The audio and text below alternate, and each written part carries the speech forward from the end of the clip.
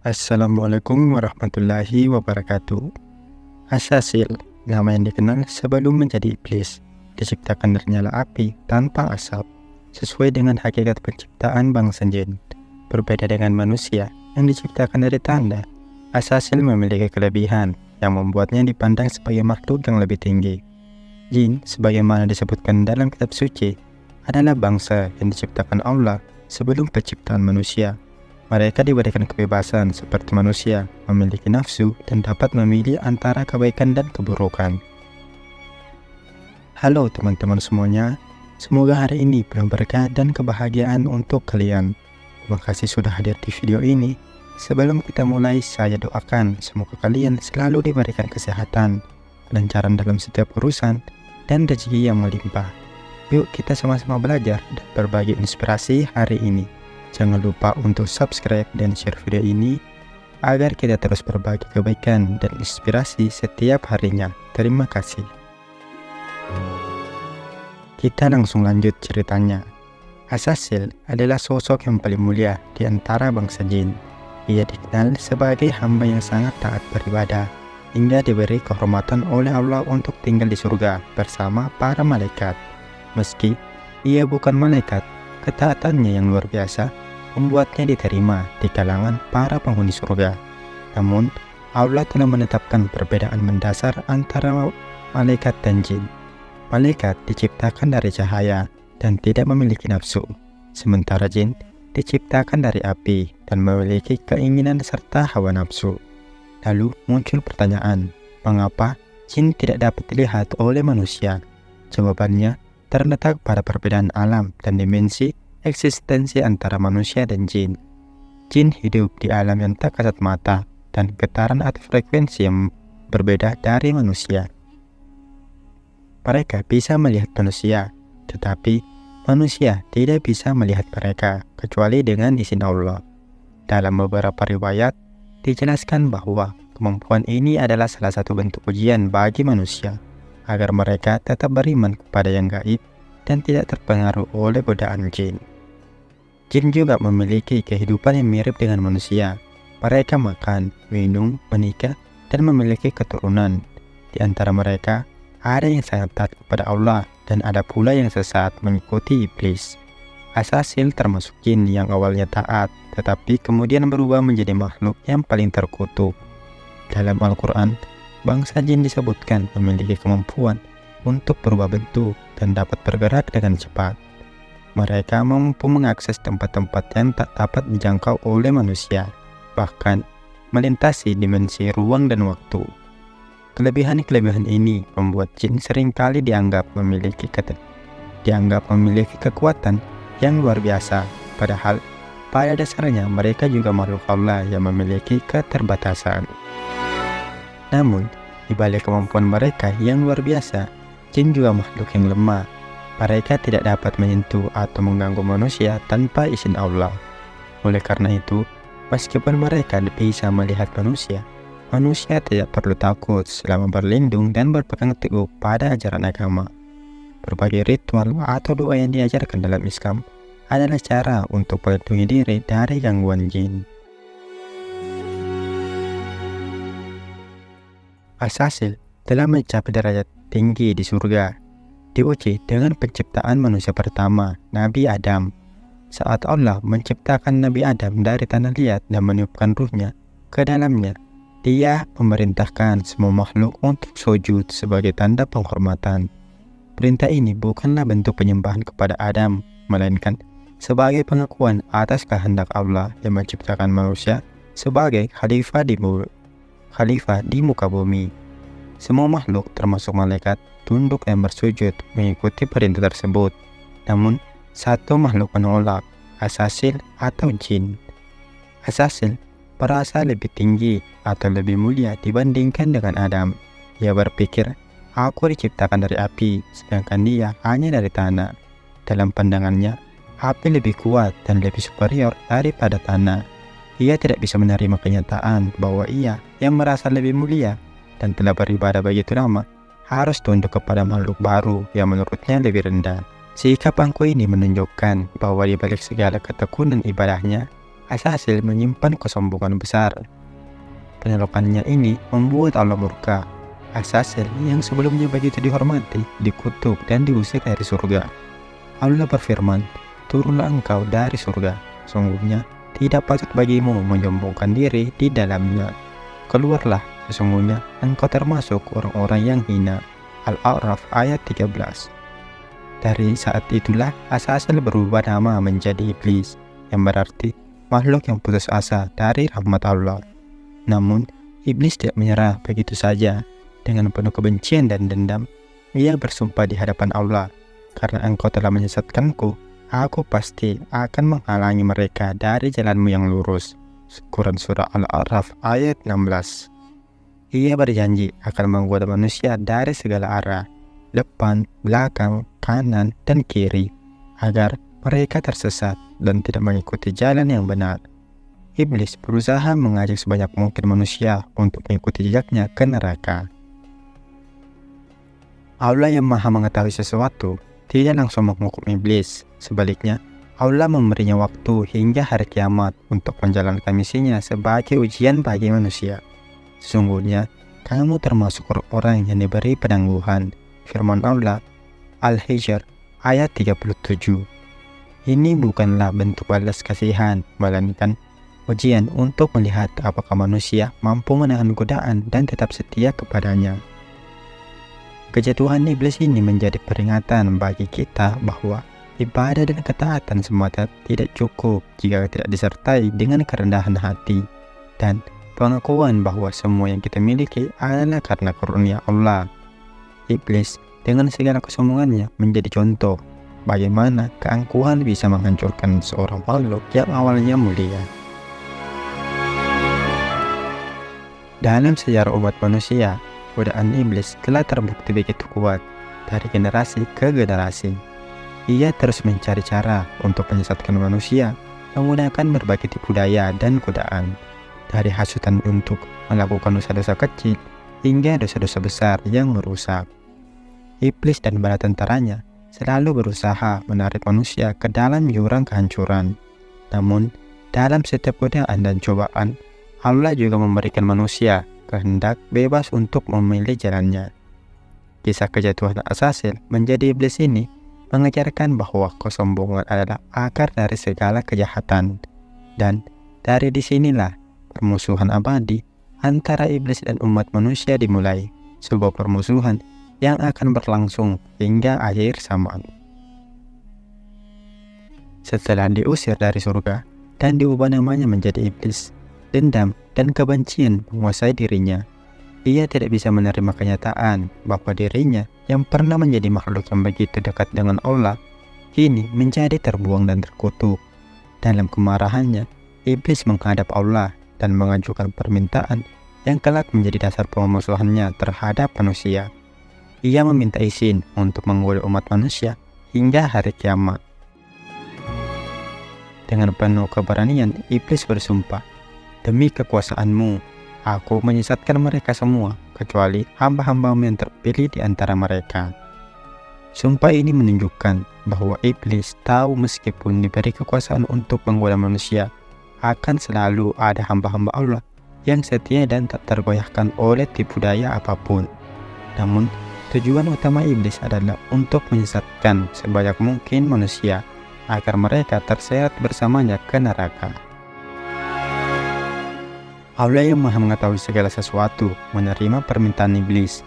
Dengan penuh hikmah, Allah berfirman, "Maka pergilah, barang siapa di antara mereka yang mengikuti kamu, maka sesungguhnya neraka jahanam adalah balasanmu semua, sebagai pembalasan yang cukup." Al-Isra ayat 63. Iblis pun diizinkan untuk menjalankan misinya dengan penuh dendam. Ia dan pasukannya mulai menyusun rencana untuk menghancurkan keturunan Adam. Strategi iblis yang sangat licik dan terencana, ia tidak hanya menggoda manusia dengan dosa-dosa besar, seperti pembunuhan, zina, atau pencurian.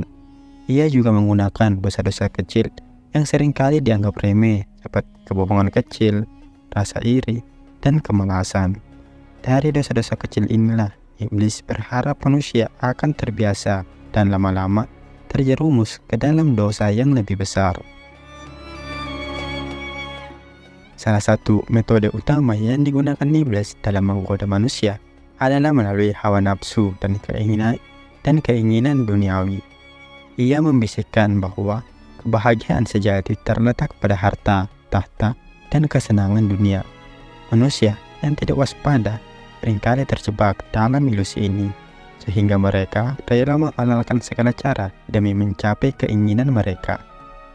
Ketika manusia sudah tergoda, iblis akan terus mendorong mereka lebih jauh hingga mereka melupakan Tuhan dan tenggelam dalam kesesatan.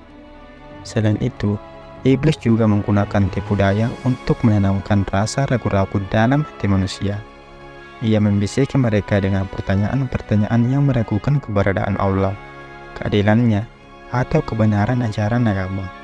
Rasa ragu-ragu ini, jika tidak segera diatasi, dapat menumbuhkan kepercayaan yang akhirnya membawa manusia pada kekufuran. Namun, meski iblis memiliki kekuatan dan kemampuan untuk menggoda, ia tidak bisa memaksa manusia untuk mengikuti jalannya. Allah telah memberikan manusia kehendak bebas untuk memilih antara kebaikan dan keburukan. Iblis hanya bisa menawarkan godaan dan tipuan, tetapi keputusan akhir tetap ada di tangan manusia. Permusuhan antara iblis dan manusia adalah pertempuran abadi di antara kebenaran dan kesesatan. Iblis akan terus mencari celah dalam hati manusia untuk menggoda mereka menjauhi jalan Allah. Namun, bagi mereka yang tetap berpegang teguh pada keimanan, memperbanyak ibadah, dan memohon perlindungan dari Allah, godaan iblis tidak akan mampu menyesatkan mereka. Inilah janji Allah kepada hamba-hambanya yang setia, bahwa meskipun iblis dan bala tentaranya berusaha sekuat tenaga, mereka tidak akan bisa menyesatkan hamba-hamba yang dipilih oleh Allah. Bagian ini mengakhiri awal mula permusuhan abadi antara iblis dan manusia, sebuah pertempuran spiritual yang akan terus berlangsung hingga akhir zaman, menguji kesetiaan manusia kepada Sang Pencipta. Bangsa jin adalah makhluk yang diciptakan Allah dengan kemampuan dan karakteristik yang berbeda dari manusia. Mereka hidup di dunia yang sama dengan manusia, namun berada di alam yang berbeda, tak kasat mata. Jin, seperti halnya manusia, memiliki kebebasan untuk memilih antara kebaikan dan keburukan. Mereka terdiri dari berbagai suku, kelompok, dan kerajaan yang tersebar di berbagai tempat. Sebagian besar jin hidup dalam masyarakat yang terorganisir dengan sistem pemerintahan, budaya, dan peradaban mereka sendiri. Jin memiliki kemampuan yang unik serta kemampuan untuk berubah bentuk, bergerak dengan kecepatan luar biasa, dan bahkan mempengaruhi pikiran manusia. Mereka bisa berubah menjadi hewan seperti ular atau anjing, atau bahkan meniru bentuk manusia. Beberapa jin memilih hidup di tempat-tempat terpencil seperti hutan, gua, atau lautan. Sementara yang lain tinggal di sekitar pemukiman manusia.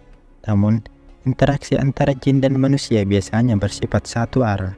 Jin bisa melihat manusia, tetapi manusia tidak bisa melihat jin, kecuali dalam kondisi-kondisi yang tertentu yang jarang terjadi. Alasan mengapa jin tidak dapat dilihat oleh manusia terletak pada perbedaan frekuensi dan dimensi eksistensi mereka. Jin diciptakan dari nyala api tanpa asap, yang secara metafisik berada pada frekuensi yang lebih tinggi dari eksistensi manusia. Mereka hidup di alam yang berbeda dan dalam beberapa literatur Islam disebut sebagai alam gaib. Hanya manusia-manusia tertentu seperti para nabi dan wali yang kadang-kadang diberikan kemampuan oleh Allah untuk melihat jin. Dalam beberapa kasus, jin bisa menampakkan diri kepada manusia, tetapi ini sangat jarang terjadi dan biasanya membawa dampak negatif. Meskipun mereka tidak bisa dilihat, jin memiliki pengaruh nyata dalam kehidupan manusia. Mereka bisa menggoda manusia untuk melakukan dosa, menakut-nakuti, atau bahkan mengganggu secara fisik, seperti dalam kasus-kasus kesurupan. Namun, Tidak semua jin bersifat jahat. Bagian dari mereka adalah jin muslim yang taat dan berusaha menjalani kehidupan yang baik sesuai dengan ajaran Islam. Mereka ini seringkali berusaha menghindari kontak dengan manusia dan hidup damai di dunia mereka sendiri. Jin juga memiliki organisasi sosial yang kompleks. Ada jin yang berkuasa, yang memimpin suku atau kelompok tertentu. Ada pula jin yang hidup sebagai rakyat biasa. Mereka memiliki raja dan pemimpin yang dihormati, serta aturan-aturan yang harus dipatuhi. Dalam literatur klasik Islam, disebutkan bahwa ada kerajaan-kerajaan jin yang besar dan kuat, seperti kerajaan jin Ifrit yang terkenal dengan kekuatan sihirnya. Iblis setelah diusir dari surga, membangun kerajaannya. Di antara bangsa jin yang memilih untuk mengikutinya, Iblis menjadi pemimpin bagi jin-jin yang ingkar, yang disebut sebagai syaitan. Mereka ini adalah jin yang tugas utamanya adalah menggoda dan menyesatkan manusia. Di bawah kepemimpinan iblis, para setan bekerja tanpa lelah untuk menebar kejahatan dan kerusakan di muka bumi. Mereka hadir di setiap tempat, mengintai setiap kesempatan untuk menjerumuskan manusia ke dalam dosa. Namun, tidak semua jin tunduk pada kekuasaan iblis. Ada banyak jin yang memilih jalan kebenaran dan menolak pengaruh buruk iblis. Mereka ini seringkali berusaha melindungi diri mereka sendiri dari gangguan setan. Sebagai manusia yang taat berusaha menjaga keimanan mereka. Kehidupan bangsa jin, meskipun tidak terlihat, berjalan sejajar dengan kehidupan manusia. Mereka memiliki kebahagiaan, kesedihan, masalah, dan konflik seperti manusia. Interaksi antara dua dunia ini bisa berbahaya jika manusia tidak berhati-hati dan tidak memahami batasan-batasan yang telah ditetapkan oleh Allah. Dalam Islam, manusia diajarkan untuk tidak mengganggu atau berinteraksi dengan jin tanpa alasan yang jelas, karena hal itu bisa membuka pintu bagi gangguan dan kesulitan yang lebih besar. Interaksi antara jin dan manusia telah menjadi topik yang sering dibicarakan sejak zaman dahulu. Meskipun mereka hidup di alam yang berbeda, ada saat-saat tertentu di mana kedua makhluk ini berpapasan dan berinteraksi, baik secara langsung maupun tidak langsung. Jenis interaksi ini bisa bermacam-macam, mulai dari pertemuan dan damai hingga konflik yang penuh dengan gangguan kekacauan. Salah satu bentuk interaksi yang paling umum adalah melalui mimpi. Banyak manusia melaporkan bahwa mereka bertemu dengan makhluk-makhluk aneh dalam mimpi mereka. Ini percaya sebagai jin. Mimpi-mimpi ini kadang-kadang hanya bersifat sebagai pertanda atau peringatan. Tetapi, ada kalanya jin berusaha memanipulasi atau menakuti manusia melalui mimpi. Islam mengajarkan bahwa mimpi yang datang dari jin atau setan biasanya bersifat buruk dan menakutkan, sedangkan mimpi yang baik datang dari Allah sebagai petunjuk atau pertanda. Jin juga dapat berinteraksi dengan manusia melalui medium lain, seperti sihir. Dalam sejarah, banyak manusia yang berusaha mendapatkan kekuatan dari jin dengan melakukan perjanjian tertentu, seperti ritual atau pengorbanan. Dalam praktik sihir hitam, jin sering diminta untuk melakukan tugas-tugas tertentu, seperti menyakiti orang lain, mengirim penyakit, atau bahkan membuat seseorang jatuh cinta.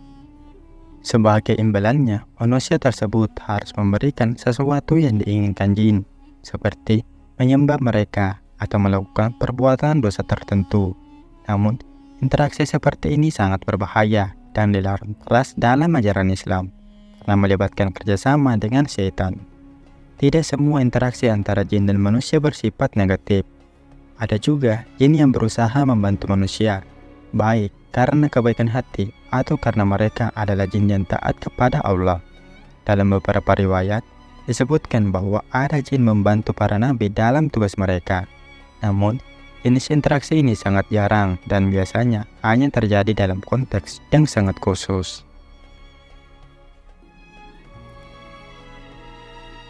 Di sisi lain, banyak kasus di mana jin mengganggu manusia secara langsung, seperti dalam kasus kesurupan. Kesurupan terjadi ketika jin memasuki tubuh manusia dan menguasai kesadarannya. Orang yang kesurupan biasanya akan menunjukkan perilaku yang tidak biasa, seperti berbicara dengan suara dan bahasa yang berbeda, menunjukkan kekuatan yang tidak wajar, atau bertindak agresif tanpa alasan yang jelas. Dalam Islam, kesurupan dipandang sebagai gangguan dari jin atau setan dan bisa disembuhkan dengan ruqyah, yaitu bacaan ayat-ayat Al-Quran untuk mengusir jin tersebut. Ada juga jin yang senang tinggal di tempat-tempat tertentu yang sepi atau tidak terawat, seperti rumah kosong, gua, atau pohon besar. Manusia yang memasuki tempat-tempat ini tanpa izin atau dengan niat yang tidak baik bisa mengundang gangguan jin dan penghuni tempat tersebut. Oleh karena itu, dalam Islam dianjurkan untuk membaca doa ketika memasuki tempat baru atau tempat yang dianggap angker, agar terlindung dari gangguan jin. Islam yang mengajarkan bahwa manusia tidak boleh mencari interaksi dengan jin, karena jin memiliki sifat yang licik dan bisa menyesatkan manusia. Diperintahkan untuk memohon perlindungan pada Allah dari gangguan jin dan setan, dan tidak mencoba berkomunikasi atau menjalin hubungan dengan mereka.